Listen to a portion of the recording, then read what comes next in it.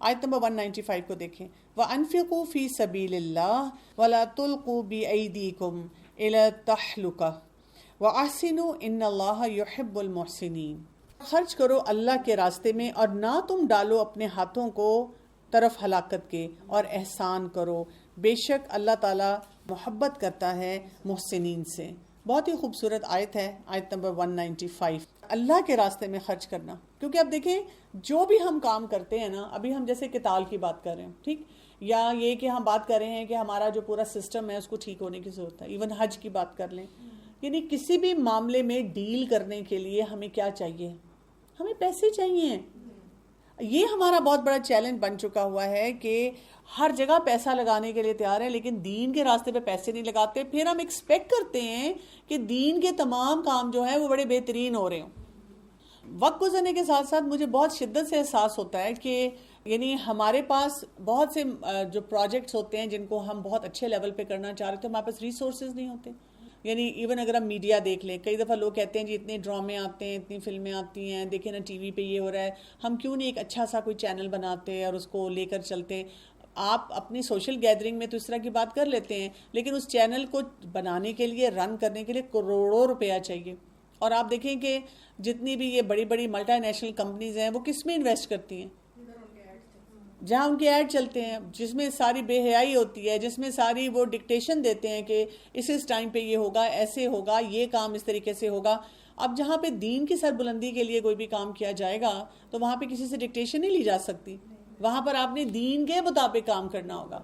بہت زیادہ ضروری ہے کہ ہم اس بات کو بھی سمجھیں کہ جب تک ہم اللہ کے راستے میں خرچ نہیں کریں گے، جب تک ہم ایسے پروجیکٹس کو نہیں دیں گے، جب تک کہ ہم جو کچھ بھی دین کا کام ہو رہا ہوتا ہے وہاں پر یہ نہیں سوچیں گے کہ یہ کیسے اپنے سارے خرچے پورے کرتے ہیں، کیسے بلز دیتے ہیں، ہم فار گرانٹیڈ لے لیتے ہیں۔ ہم گھروں میں اپنے کمپیئر کر لیں، جب ہم کسی سبجیکٹ کی ٹیوشن پڑھاتے ہیں اور اس کے مقابلے میں ہم قرآن پڑھاتے ہیں، ہمارا اپنا مائنڈ سیٹ کیا ہے؟ یہ تھوڑے سے پیسوں میں مان جائے جی، اور اگر کوئی زیادہ پیسے مانگے تو ہمیں بہت زیادہ تکلیف سی ہوتی ہے۔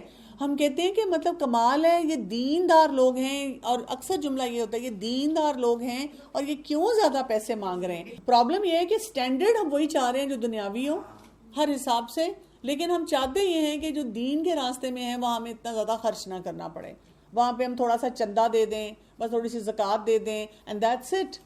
ہمارا جب تک یہ بھی ایٹیٹیوڈ چینج نہیں ہوگا تب تک ہمارے بہت سے معاملات ٹھیک نہیں ہوں گے۔ اور ساتھ کیا کہا گیا؟ وَلَا تُلْقُوا بِأَيْدِيكُمْ إِلَى التَّهْلُكَةِ، اور نہ تم ڈالو اپنے ہاتھوں کو ہلاکت کی طرف۔ سارے فیصلے جو کچھ ابھی ہم پڑھ رہے ہیں ہم اس کے خلاف کام کرنا شروع کر دیں، اور کرنے کا کام کیا ہے؟ وَأَحْسِنُوا، احسان کے درجے پہ، یعنی کیا کام کرنا ہے؟ کچھ بھی کرو، یہاں پہ کوئی ایک اسپیسیفک چیز کی طرف اشارہ نہیں کیا جا رہا، ہر قسم کا احسان، یعنی بیوٹیفل معاملات کرو۔ کیا کیا ہو سکتا ہے؟ مثلا مالی معاملات ہمارے بہت اچھے ہوں جب ہم کسی کو دیں، اور خاص طور پہ دین کے راستے میں دیں۔ پھر اسی طرح سے اپنی کسی انفلوئنس کی وجہ سے یا اپنے منصب کی بنیاد پر کوئی ناجائز کسی کا حق نہ مارا جائے۔ احسان کا رویہ یہ بھی ہوگا کہ امر بالمعروف اور نہی عن المنکر بہت اچھی طرح سے کیا جائے۔ پھر یہ کہ فائدہ مند علم جو ہے اس کو سیکھا جائے، کسی کو سکھا دیا جائے، اچھا مشورہ دینا یہ بھی ایک احسنوا میں آ جائے گا۔ پھر اسی طرح کسی کو کوئی اچھی کتاب دے دینا، لوگوں کی عام ضروریات کو پورا کر دینا۔ ہمارے ارد گرد کتنے لوگ ہوتے ہیں جو کہ پریشان ہوتے ہیں کسی بھی طرح سے، کسی کی تکلیف کو دور کر دینا، کوئی بیمار ہے اس کا حال پوچھ لینا۔ اسی طرح جنازہ جو ہوتا ہے اس میں کسی کے ساتھ جانا، کسی بھٹکے ہوئے کو راستہ دکھا دینا، کسی کے کام میں ہاتھ بٹا دینا، وہ کام کرنا جو کسی کو آتا نہیں ہے تو آپ کہیں چل مجھے آتا ہے چلو میں کر دیتی ہوں۔ عبادت میں احسان، یعنی اتنی لمبی لسٹ میں آپ کیٹیگرائز کر سکتے ہیں نا۔ اللہ تعالیٰ یہ چاہ رہے ہیں کہ ہم خوبصورت ترین معاملات کریں۔ اور آپ دیکھیں پیسوں سے بات شروع کی ہے، کچھ معاملات تو ہیں جو ہماری ذاتی زندگی میں جن کو ہم بہتر بنا سکتے ہیں، لیکن بہت سے معاملات کو خوبصورت بنانے کے لیے ہمیں بہت سے پروجیکٹس میں انویسٹ کرنا ہوتا ہے، اس میں ہم نے کہیں نہ کوئی کسی کو فائدہ دینا ہوتا ہے۔ آپ دیکھیں میں کچھ لوگوں کو جانتی ہوں، وہ کیا کرتے ہیں کہ وہ اپنے علاقے سے، جیسے ان کا گاؤں ہے، وہاں سے ہر سال چند بچیوں کو پریپیئر کرتے ہیں، پھر ان کو الہدا لے کر آتے ہیں، پھر وہاں پہ ان کو کورس کرواتے ہیں، ان کا رہنا سہنا سارا کچھ دیتے ہیں، پھر وہی بچیاں ان کے علاقوں میں واپس جاتی ہیں، وہاں پہ باقی لوگوں کو قرآن پڑھاتی ہیں، ٹھیک ہے نا۔ تو آپ دیکھیں اس طرح سے لوگ کر لیتے ہیں۔ کئی لوگ جو ہوتے ہیں کسی، جیسے اب یہ مسجد ہے، یہاں پہ مسجد رحمت للعالمین میں ان کے بے تحاشا پروجیکٹس ہیں۔ مجھے تو لگتا ہے کہ یہاں پہ ماشاءاللہ جتنا کام ہو رہا ہے، اگر آپ ہر دفعہ انہی کے پروجیکٹس میں دیتے رہیں تو شاید وہی آپ کا جو ہے اتنی لمبی لائن ہے، کیونکہ دینے والوں کی مطلب اس وقت کمی ہے، لیکن جو مانگ رہے ہیں بیچارے جو نیڈی ہیں نا، ان کی لائن نہیں ختم ہو رہی. پھر اپنے رشتہ دار ہمیں اتنے نظر آ جاتے ہیں جہاں پر ہم دے سکتے ہیں. تو اگر ہم چاہ رہے ہیں کہ ہمارا دین بہت خوبصورت ہو جائے، حسین ہو جائے، تو یہ نہیں ہے کہ ہم نے اس میں وہاں پہ کسی گیدرنگ میں جاتے ہوئے برانڈیڈ ابایا، برانڈیڈ جو ہے نا بیگ پکڑ لینا ہے تاکہ لوگ سمجھیں کہ جی میں دیندار بھی ہوں and I have enough money to carry myself. بلکہ دین کی جہاں پہ فی سبیل اللہ کہا گیا کہ وہاں پہ انفقوا فی سبیل اللہ، تو ہم نے جب خرچ کرنا ہے وہ ہمارا بہت بہترین طریقے کا ہونا چاہیے. اور اسی لیے ان اللہ یحب المحسنین، بے شک اللہ تعالیٰ محبت رکھتا ہے احسان کرنے والوں کے ساتھ. پھر اس کے بعد آیت نمبر 196 میں فرمایا وَأَتِمُّ الْحَجَّ وَالْعُمْرَةَ لِلَّهِ، اور پورا کرو حج اور عمرے کو اللہ کے لیے. تو حج اور عمرہ ایک اہم فریضہ ہے اور زندگی میں ایک بار ہم حج کرتے ہیں. کچھ علماء یہاں تک کہتے ہیں کہ عمرہ بھی زندگی میں ایک بار کرنا چاہیے. ایک تو یہ کہ جب آپ حج کرتے ہیں تو ساتھ ہی عمرہ بھی آپ کا ہو جاتا ہے، لیکن یہ کہ الگ سے بھی کوشش کرنی چاہیے کہ آپ عمرے کے لیے آئیں، کیونکہ آپ دیکھیں دونوں فرق ہوتے ہیں. یعنی حج کی کیفیت اور ہوتی ہے، عمرے کی کیفیت اور ہوتی ہے. پھر یہ کہ اس کو جلدی ادا کرنا چاہیے، پھر یہ کہ ایمان لانے کے بعد بھی فوراً جلدی کرنی چاہیے. ایسے لوگ جو ہوتے ہیں اللہ کے راستے پہ ہوتے ہیں فی سبیل اللہ، یعنی کوئی بھی مشکل ان کو آئے گی تو وہ سوچے ہمیں وہی اجر ملے گا جو فی سبیل اللہ کاموں کے لیے ملتا ہے. پھر یہ اللہ کے مہمان ہوتے ہیں. اس ایسے موقع پہ اپنے اخلاص کو بار بار چیک کرنا چاہیے. پھر یہ کہ احرام کی جو پابندی ہے وہ پوری کرنی چاہیے. تو تمام معاملات میں ہم سوچیں دس از فار اللہ، چاہے ہمارا پیسہ لگ رہا ہے، ہماری انرجی لگ رہی ہے، ہمیں جانا آنا، یہ تمام کام جو ہے وہ اللہ کے لیے ہے. تو ہم نے اللہ تعالیٰ کے لیے حج اور عمرے کو پورا کرنا ہے. حج کے لیے جا رہے ہیں، عمرے کے لیے جا رہے ہیں، اور آپ کو لگتا ہے کہ آپ کو تھوڑی سی کمفرٹ ملے گی جس کی وجہ سے آپ عبادت زیادہ اچھی طرح کر سکیں گے اور آپ افورڈ بھی کر سکتے ہیں، تو دیر از نو ہارم ان اٹ کہ آپ اس کمفرٹ کو بھی حاصل کریں نا. یعنی وہی بات ہے کہ اللہ تعالیٰ نے ہم پہ ایسی سختیاں نہیں لگائی ہوئی کہ ہم جان کر اپنے آپ کو مشکلات میں رکھیں اور پھر ہم وہاں پہ کریڈٹ لیں، سمجھیں کہ اس سے بڑا میرا تقویٰ کا معیار جو ہے بہت اچھا ہو جائے گا. پھر یہاں پہ حج کے لیے جو بات یاد رکھنی ہے وہ کیا ہے، ہمیں یہ پتہ ہونا چاہیے کہ حج کب مکمل ہوتا ہے. یعنی جب تک آپ کا وقوف عرفہ نہیں ہوتا تو آپ کا حج نہیں مکمل ہوتا. تو بہت سے لوگ جو ہوتے ہیں وہ کیا کرتے ہیں کہ وہ اپنے آپ کو اتنا تھکاتے ہیں، اتنے طواف کرتے ہیں اور بار بار عمرے کرتے ہیں، جو حج کے وہ دن ہیں اس کے لیے اپنی انرجی کو نہیں سیو کرتے. تو آپ دیکھیں کہ جب بھی آپ پراپر ٹریننگ کے ساتھ اور پراپر سیکھنے کے ساتھ حج پہ جاتے ہیں تو آپ کو یہ پتہ ہوتا ہے، اکثر جو ایکسپرٹس ہیں وہی کہتے ہیں کہ جب آپ نے منی جانا ہے نا تو اس سے 2-3 دن پہلے نا اپنی انرجی کو سیو کریں، کیونکہ وہاں پہ جو مشکلات ہیں آپ نے منی جانا ہے، پھر وقوف عرفات ہے، اس لیے کچھ لوگ اگر بیمار ہو جاتے ہیں ہاسپٹلز میں ہوتے ہیں تو وہ ان کو ایمبولینسز میں لے کر آتے ہیں. کبھی کبھی آپ کو ایسے لوگ ملتے ہیں بیچارے جیسے گاؤں سے آئے ہوتے ہیں، جتنا ان کو نالج نہیں ہوتا وہ وقوف عرفہ انہوں نے مس کر دیا ہوتا ہے. تو اس لیے یہ بہت ضروری ہے کہ ہم لوگوں کے اندر یہ اویئرنیس بار بار کریٹ کریں. فَإِنْ أُحْصِرْتُمْ فَمَا اسْتَيْسَرَ مِنَ الْهَدْيِ، پھر اگر گھیر لیے جاؤ تم تو جو میسر آئے قربانی میں سے. جیسے جب رسول اللہ صلی اللہ علیہ وسلم اور صحابہ کرام نے حدیبیہ کے موقع پہ عمرے کی نیت سے آئے تھے، احرام میں آئے تھے، تو تب انہوں نے جب وہ گھیر لیے گئے اور ان کو روک دیا گیا تو انہوں نے پھر کیا کیا تھا، انہوں نے پھر وہ قربانی جو تھی وہ پوری کی تھی. وَلَا تُحْلِقُوا رؤوسکم حتی یبلغ الحدی المحلہ، اور نہ تم منڈھاؤ اپنے سروں کو یہاں تک کہ پہنچ جائے قربانی اپنی حلال گاہ کو. اب آپ دیکھیں کہ جو ہمارا پورا طریقہ ہے نا حج کرنے کا اور عمرہ کرنے کا، یہ ہمیں پورا بتایا گیا ہے. اصل کام ہمیں یہاں بتایا جا رہا ہے کہ ونس وی آر دیئر، کچھ لوگ جیسے یہ کہتے ہیں اللہ نے بلایا اللہ ہی حج کرائے گا، اللہ نے بلایا اللہ ہی جو ہے عمرہ کرائے گا، اور ہم کوئی تیاری نہیں کر کے جاتے کسی قسم کی، نہ اپنے وسائل کے حساب سے کر کے جاتے ہیں، نہ ہی جو پورا وہ سٹیپس ہیں پہلے کیا کرنا ہے پھر کیا کرنا ہے. اور آج کل تو آپ کو اتنی اچھی اچھی بکلیٹس مل جاتی ہیں، پیمفلیٹس مل جاتے ہیں، اتنے ویڈیوز ہیں، آڈیوز ہیں جو آپ سنیں، پریپریشن کر کے جائیں. تو جب آپ پریپریشن کے بغیر جاتے ہیں تو پھر آگے سے آپ میس اپ کر دیتے ہیں. تو یہاں پہ ہمیں بتایا جا رہا ہے کہ اس کا پورا سسٹم بھی فالو کرنا ہے. پہلے تو ہمیں یہ پتہ ہونا چاہیے کہ 2 طرح کا جو حج ہے وہ زیادہ تر کیا جاتا ہے، ایک بلکہ 3 طرح کا حج ہوتا ہے. ایک ہوتا ہے حج تمتع. حج تمتع کیا ہوتا ہے؟ جس میں ہم جاتے ہیں، پہلے ہم کیا کرتے ہیں کہ وہاں پہ عمرہ کرتے ہیں، پھر احرام کھول لیتے ہیں، اور پھر جو 8ویں ذی الحجہ ہوتی ہے ہم دوبارہ حج کی نیت سے باندھتے ہیں، اور یہ اس کو حج تمتع کہا جاتا ہے. اچھا، ایک اور ہوتا ہے حج قران. اچھا، حج قران میں کیا ہوتا ہے کہ یہ آپ حج کی نیت سے احرام باندھتے ہیں، آپ جا کر عمرہ بھی آپ نے کر لیا لیکن آپ احرام نہیں کھولتے، احرام کو آپ حج کے بعد کھولتے ہیں. پھر اس کے علاوہ حج افراد ہوتا ہے کہ اگر شروع سے صرف آپ نے حج کا احرام باندھا ہے، عمرہ نہیں کیا. یہ زیادہ تر کرتے ہیں جو وہاں کے لوکلز ہوتے ہیں نا. جو حج قران اور تمتع ہوتے ہیں نا, ان پر انہوں نے قربانی کرنی ہوتی ہے.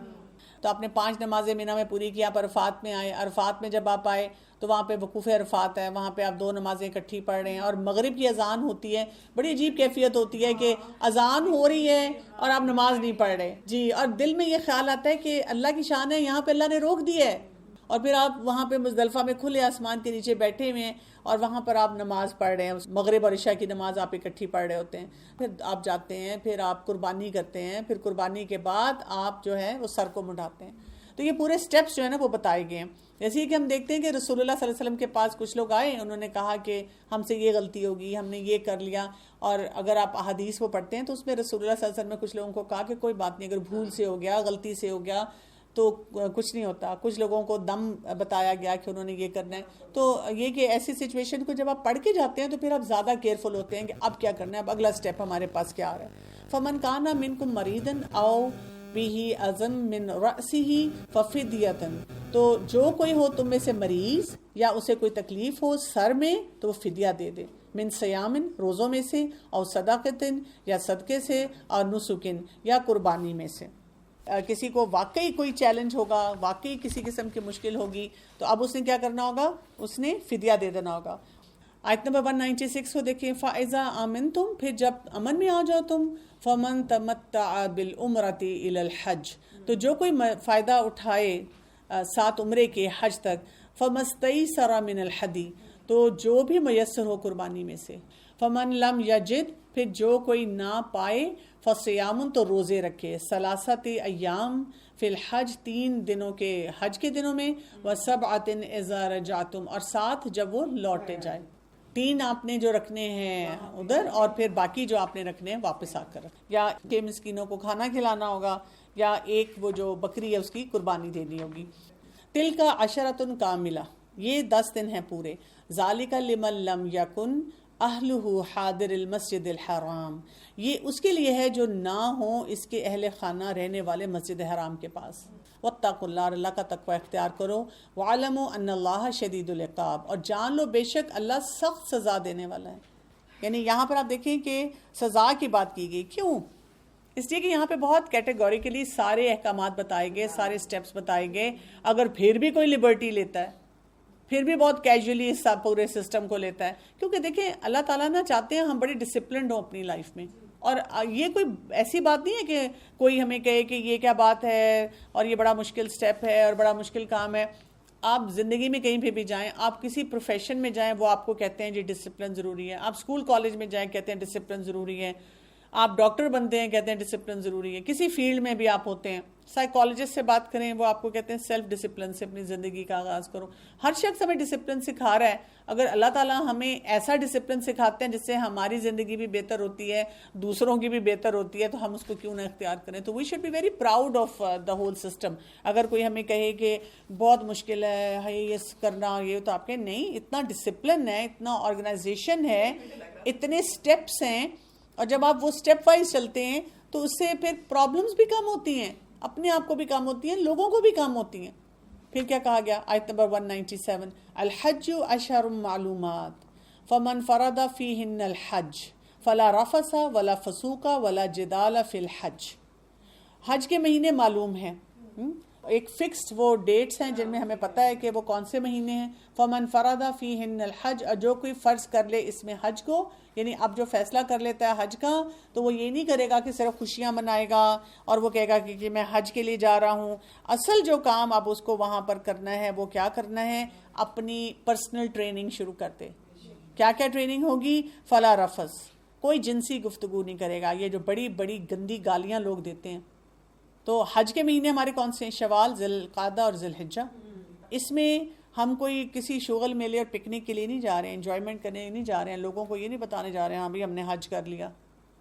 اپنے نام کے ساتھ یہ ٹائٹل لگانے نہیں جا رہے ہیں, ہم اپنی پرسنل گرومنگ کے لیے جا رہے ہیں. تو جانے سے پہلے بھی جب لوگ کہتے ہیں نا ٹریننگ کہاں ہوگی اور کتابیں لے رہے ہیں اور ریچول سارے پڑھ رہے ہیں, وہ بھی پڑھنے ضروری ہیں, وہ بھی ہمیں پتہ ہونا چاہیے, وہ بھی ڈسپلن ہمارے اندر ہونا چاہیے, ہولسٹک اپروچ والا ڈسپلن. اور اس میں کیا آ گیا, کوئی جنسی گفتگو نہیں ہوگی. یعنی انسان سوچے کہ اگر آپ کو اپنے بچوں پہ جیسے ہوتا ہے نا کہ آپ کے گھر کے افراد ہوتے ہیں جن کا آپ کو لگتا ہے کہ بڑی بڑی گندی گالیاں دیتے ہیں، یا یہ کہ جی پورن بہت دیکھتے ہیں، یا ایسی کوئی ایکٹیویٹی میں ہیں، ایسے لوگوں کو تو ضرور انکریج کرنا چاہیے کہ آپ حج کے لیے چلیں، آپ عمرے کے لیے چلیں۔ اچھا ہمارے یہاں پہ کیا ہوتا ہے، اگر فرض کریں ہمیں کسی ایسے شخص کا پتہ ہے جو بہت گالی گلوچ کرتا ہے اور وہ حج کے لیے جاتا ہے، تو ہم کیا کہتے ہیں، یا عمرے کے لیے جاتا ہے، ہم آپس میں یہ بات کرتے ہیں کہ لو جی گالیاں تو ٹھیک نہیں ہوئی، توبہ توبہ، ایسی پرسنالٹی۔ ہم کیوں نہیں اس وقت دعا کرتے ہیں کہ جو حج کے موقع پہ جائے گا وہاں کوئی گالی گلوچ نہیں ہوگی، اور واقعی دیکھیں وہاں پہ کچھ نہیں ہوتا، اتنا بڑا کراؤڈ ہوتا ہے، لیکن ہمیں یہ تو نظر آ رہا ہے لوگ ڈیسپریٹ ہیں، جا جا کے حجر اسود کو چومنا چاہ رہے ہیں، کعبے کے قریب جاننا چاہ رہے ہیں، تھوڑا تھوڑا ہلکا ہلکا پش کرتے ہیں بیکاز وہ ایک اتنا بڑا کراؤڈ ہے۔ لیکن اتنے بڑے کراؤڈ میں آپ دیکھیں کہیں پہ آپ کو جگہ جگہ لڑائی نہیں نظر آتی، یعنی کھانے پہ، پینے پہ، آنے جانے پہ نہیں، لوگ بہت ڈسپلن شو کرتے ہیں۔ یعنی یہ پوری دنیا میں مثال ہے کہ جو حج پہ جس طرح کے کراؤڈ ہے سارا، ایسے لوگ مختلف زبانیں بولنے والے ہیں، مختلف علاقوں سے آئے ہوئے ہیں، مختلف بیک گراؤنڈز ہیں، پڑھے لکھے نہیں ہیں بہت سے لوگ۔ آپ دیکھیں کہ وہ جو آتے ہیں وہ اپنے آپ کو روک کے رکھتے ہیں، آپ کو گالیوں کی آواز نہیں کہیں پہ بھی آ رہی ہوتی۔ پھر دوسرا کیا ہے، ولا فسوق، اور نہ ہی گناہ کا کوئی کام کریں۔ تو یہ وہ مقام ہے، یہ وہ ایک ایکسرسائز ہے جو انسان کو بہت سی غلطیوں سے روکتی ہے۔ اور پھر کیا، نہ جھگڑا کرنا حج میں، آپ جھگڑے سے رکتے ہیں، آپ جنسی گفتگو، ولگر ٹاک سے رکتے ہیں، ولگر باتوں سے رکتے ہیں، اور آپ گناہ کے کاموں سے رک رہے ہوتے ہیں۔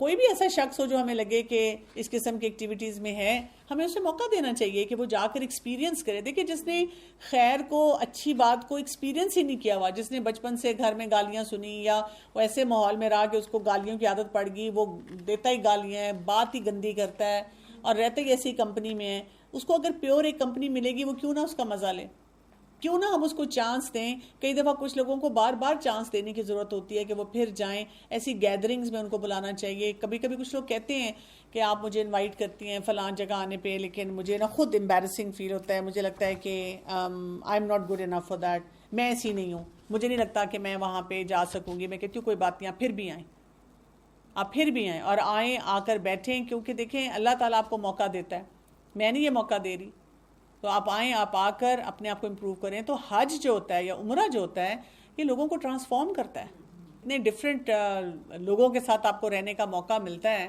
اور آپ کو وہ چیزیں ضرور، وہ باتیں ساری ضرور امپیکٹ کرتی ہیں کسی نہ کسی لیول پہ۔ حج کے جو 5 دن ہوتے ہیں، جب بھی ہم جیسے حج پہ عمرہ پہ جاتے ہیں، ہمارے مائنڈ میں ہوتا ہے کہ بس کسی طرح حج ہو جائے، یہ آپ کی بیسیکلی ایک طرح سے گول اورینٹڈ اپروچ ہوتی ہے، تو اس وقت آپ کا سارا فوکس اس چیز پہ ہوتا ہے، آپ ادھر ادھر پھر یہ چیزوں پہ نہیں پڑتے کہ لڑائی جھگڑا۔ تو اسی طرح جیسے اگر ہم اپنی لائف کو بھی گول اورینٹڈ رکھیں تو پھر یہ جو ساری خرافات ہیں ان سے ہم خود ہی، کیونکہ وہ 5 دن جو ہیں ہمارے مائنڈ میں ہوتے ہیں کہ اچھا آج مینا جانا ہے، آج عرفہ کرنا ہے، آج یہ کرنا ہے، اور کچھ سوچنے کا ٹائم ہی نہیں ہوتا۔ اور پھر جب آپ وہ عرفہ کے دن کے بعد، قربانی کے بعد جب آپ بیٹھتے ہیں تو ایک ایسا لگتا ہے جیسے کندھوں پہ سے بوجھ اتر گیا۔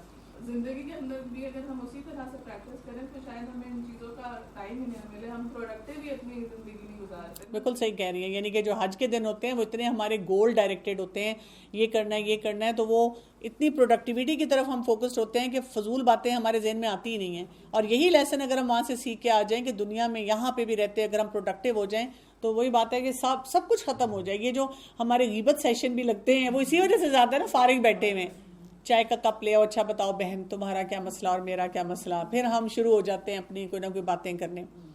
وَمَا تَفْعَلُوا مِنْ خَيْرٍ، اور جو کوئی تم کرو گے کوئی بھی نیکی، يَعْلَمُ اللَّهُ، جان لے گا اسے اللہ، وَتَزَوَّدُوا، اور تم زاد راہ لے لیا کرو، فَإِنَّ خَيْرَ الزَّادِ التَّقْوَىٰ، اور بے شک بہترین زاد راہ تقویٰ ہے۔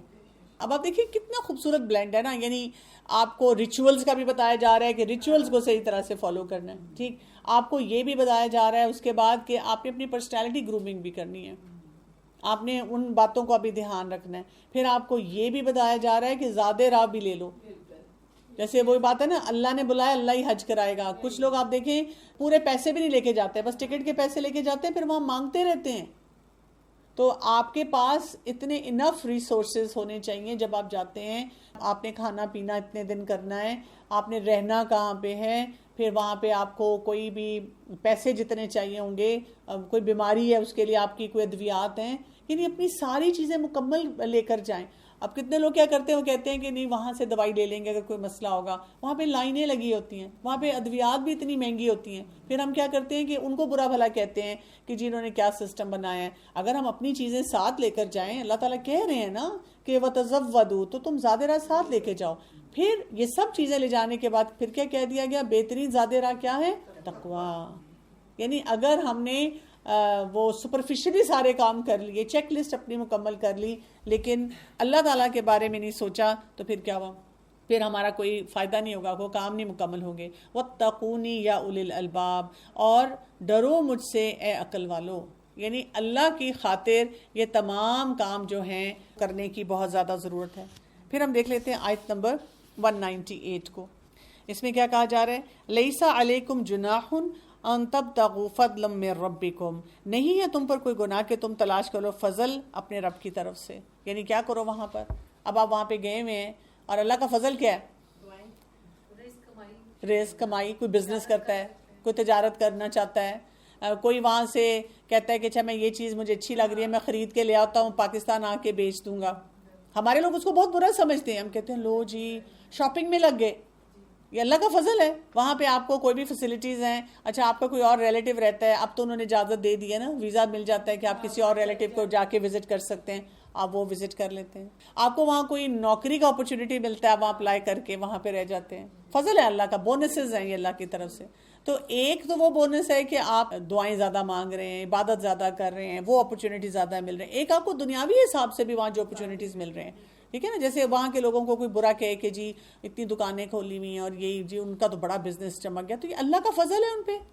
اب کہہ رہے وہاں پہ رشتے بھی ہو جاتے ہیں اور وہیں پہ نکاح بھی پڑھا دیا گیا، تو ٹھیک ہے۔ جیسے ڈاکٹروں کی ٹیم جاتی ہے، بالکل وہ عمرہ حج بھی کرتے ہیں لیکن وہ ساتھ ساتھ اپنا کام بھی کرتے ہیں۔ بالکل، وہ اپنا کام بھی کرتے ہیں، ڈاکٹر ہیں، ان کی ٹیم گئی ہوئی ہے، کوئی ایسا گروپ ساتھ جاتا ہے، تو یہ اللہ کا فضل ہے، اللہ دے رہا ہے ان کو، یہ اللہ کے مہمان ہیں۔ اور یہاں پہ دیکھیں کیا کہا گیا، ان تبتغوا فضلا من ربکم، یعنی تلاش کرو، تبتغوا یعنی اگر تمہیں کوئی ایسا اپرچونٹی ملتا ہے جو کہ تمہاری زندگی کو وہاں پہ کوئی بہتری کی طرف لے کے جاتا ہے، وائی ناٹ۔